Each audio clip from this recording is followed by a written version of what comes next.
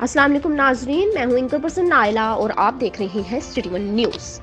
खबर शामिल करते हैं रावलपिंडी से।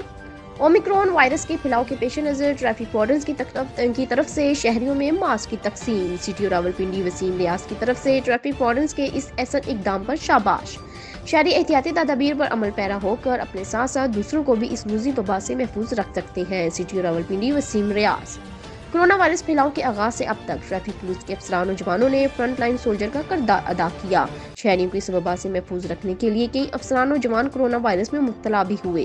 कोरोना वायरस में मुब्तला होने वाले अफसरान और जवानों को सरकारी तौर पर इलाज मुआवजे की बेहतरीन सहूलियत फराहम की गई। ट्रैफिक वार्डन्स की सेहत और वेलफेयर के हवाले से हर मुमकिन इकदाम किए जा रहे हैं। तमाम अफसरान और जवानों की सरकारी तौर पर वैक्सीनेशन भी करवाई जा चुकी है। एजुकेशन विंग के जरिए अवाम-उन-नास में ओमिक्रॉन वायरस और रोड सेफ्टी से मुतल्लिक आगाही फराहमी का सिलसिला भी जारी है।